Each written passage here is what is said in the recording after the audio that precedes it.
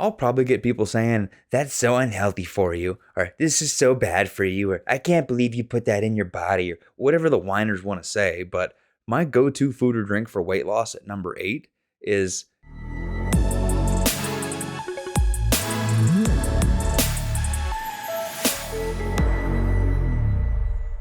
Welcome back to Former Fat Guy Fitness. I'm Tyler, your former fat guy, and between winter coming early and me not wanting to do my hair, you get Beanie Tyler this time.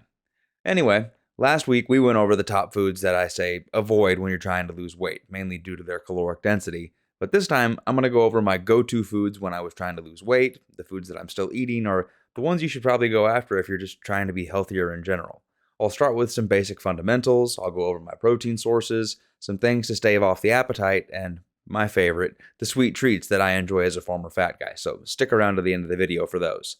But to start with, most importantly, is the one that nobody can live without, water. No duh, right? But this is on here for so many reasons, and it's probably the most obvious of anything on this list. You need to stay hydrated to stay healthy, to build muscle, to sleep better, to prevent constipation. It helps with mental clarity, it's better for joint health, and so many more reasons.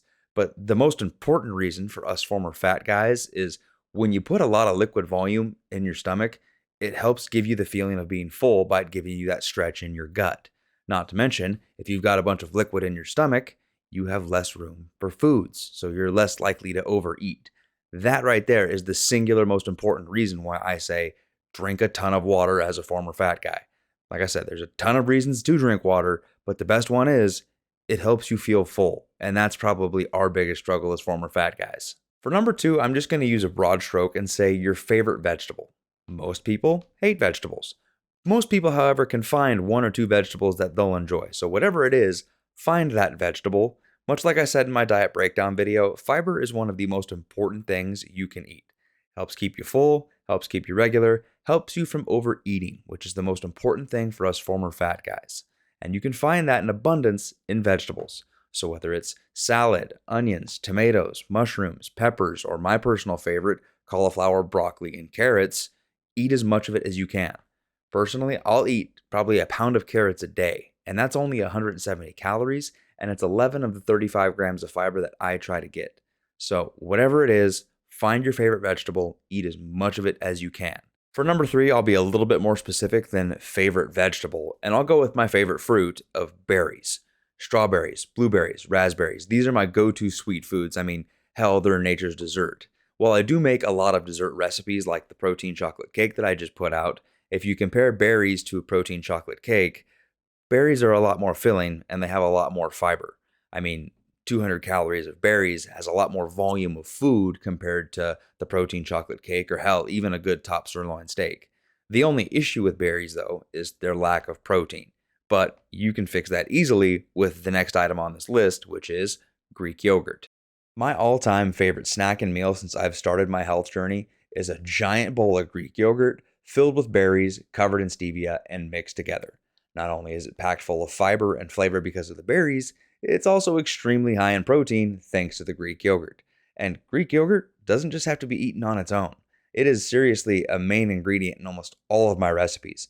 I use it as a base in my sauces. I use it to replace mayo and sour cream. I'll use it to add in protein and creaminess to dessert recipes. Hell, I'll even use it to replace most of the cream cheese in a cheesecake. Whatever it is, Greek yogurt is used in almost everything I make. That's why one of the first videos I made on the channel is to show how easy it is to make your own homemade Greek yogurt. Not to mention it's cheaper and better tasting that way too. So if you haven't checked it out yet, go check that video. But for the next one, we'll stick with the theme of protein and go eggs and egg whites. There's a reason why egg whites are a staple in every bodybuilder kitchen and recipe. Protein, protein, protein. Well, whole eggs are great too. They just have a little bit more fat than I would normally use when I'm trying to cut weight. So if you're trying to cut weight, just stick with egg whites. I'll use it to make a omelet larger. I'll use it to add more protein to the omelet. I'll use it and make wraps out of them. Or my favorite way to use them is, you guessed it, in desserts. It's a main ingredient in cakes, brownies, honestly anything. Or hell, if you look at my protein fruit cups that I put out, they're basically just a glorified flavored frozen egg white if you break it down. So either way, egg whites are something you need to keep in your kitchen when you're trying to lose weight. So, to round out the protein options, you need to make your meals based around your meats, but not just any meats. You need to go with number 6, lean meats. That means avoid chicken thighs and wings, go with a chicken breast. Avoid shoulders and roasts, go with a top sirloin or a pork loin. Or if you want to make burgers, pick up a pack of 90% lean ground beef, not 80% lean ground beef. Or if you want the safest bet out of any of them, get fish. Seriously, any and all fish. Salmon, tilapia, cod, shrimp, anything. Just get you some fish. I would always recommend getting the wild versus the farm raised stuff, but I'll also always say never let perfect be the enemy of good. So, whatever kind of fish it is, just get you some fish. If you can base the bulk of your diet around very lean meats, it'll give you more flexibility in your diet. Remember, the only rules in my diet were you needed to be in a calorie deficit and you need to get enough protein. And if you do this, you'll be getting enough protein from these lean meats that it will give you the flexibility to have an extra cup of rice or have an extra cup of quinoa or some more pasta or more fruits, more vegetables, or a dessert at the end of the night. Whatever it is, base everything around lean meats. For the next one, it is the best way that I have found to stave off any cravings or appetites that I know aren't based off hunger, and that's gum. One of the tips in my Tools to Stay on Your Diet video was to slow yourself down when you're eating. However, like I mentioned in that video, whenever I eat a meal, I eat like it's the first meal I've had in weeks, and it's usually gone in a couple minutes. So the trick I use to slow myself down is as soon as I finish a meal, I immediately throw a piece of gum in my suck hole. That way, I'm chewing gum, and I can't chew more food, so I can't go back for seconds. This was important enough for me that if I ever ran out of gum, I would drop what I was doing, go to the store, and get a pack of gum. This could also be because of the fact that I was once a smoker, and when I quit smoking, I have obsessively chewed gum ever since. But a lot of overeaters actually just enjoy the activity of chewing, much like myself. So if you can throw something in your mouth to chew that's a low or a no calorie option, you're doing a lot better than you used to when you would reach for a bag of Doritos or a whole thing of Hostess or a pack of cigarettes like I used to smoke. This same rule of going for a low or no calorie option can be applied to the next one. I'll probably get people saying, "That's so unhealthy for you," or "This is so bad for you," or "I can't believe you put that in your body," or whatever the whiners want to say. But my go-to food or drink for weight loss at number 8 is caffeine. More specifically, 0-calorie sodas. For real, I have 3 to 5 of these every day, even on my current bulk, and that's for a couple reasons. First and foremost, like many people, when I was growing up, I drank soda like it was water. When I decided to lose weight, I tried to cut sodas out altogether. You know what that did to me? It made me freaking miserable. I really enjoy the taste of soda, and not having it just kind of sucked. So I switched to the 0-calorie soda, and while they didn't taste that great at first, nowadays they taste just like regular soda to me with none of the calories. The second reason why I would encourage anybody to use caffeine, it doesn't have to be soda, is it's an appetite suppressant. Like I mentioned before, I used to be a smoker. Smoking is also an appetite suppressant.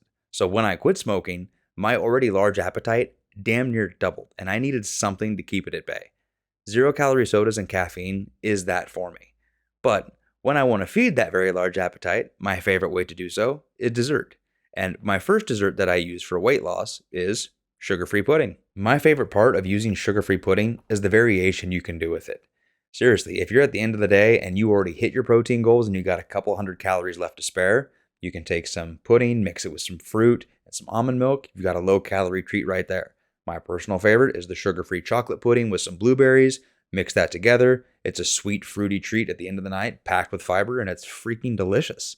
If you still need to hit your protein at the end of the night, you could make it with fat-free Fairlife, or you could make it with almond milk and some protein powder. Yeah, you might be missing out on the fruit and some of the fiber, but it's a great way to hit your protein at the end of the night. I also use it to make a dope protein pudding pie, and it's also the base in my protein frosting that I use to make in cakes and brownies like the chocolate cake recipe that I just released. But if you don't like sugar-free pudding, you could go with my favorite dessert to do for weight loss, which is number 10, frozen treats. I specify it as a frozen treat because it's one of the only ways I have found that I can slow myself down while I eat. Think about it. If it's cold enough, I have to slow down or I get a brain freeze. That will let leptin do its job. That's why I say frozen treat. Now, my favorite frozen treat is the Ninja Creamy sorbets or ice creams. I can make a pint of it and usually keep it under 150 calories and get usually at least 20 grams of or more of protein. And sorry, but it's way better than any of the protein fluff ice creams I've seen out there. It's real ice cream. That's why I will say the Ninja Creamy is the greatest invention for weight loss ever, and I wish I would have found it on the first day I tried to lose weight. Now, if you don't want to get the creamy, you could go with some of the protein ice creams you see out there on YouTube made in a blender. You could also go with the protein fruit cups that I made on my channel. Just whatever it is, a frozen treat is hands down the best way for me to slow down, which lets leptin kick in, which lets me get a sweet treat and feel full. So, what do you think of this list? Or any of your favorites on this list? Is there anything not on this list that you think should be on here? Either way, if you like the advice in this channel, hit the like button down below. If you have any questions or you have any advice you need from me, leave them in the comments. If you want to see more coming from me down the road, hit the subscribe button. But in the meantime, thanks for watching.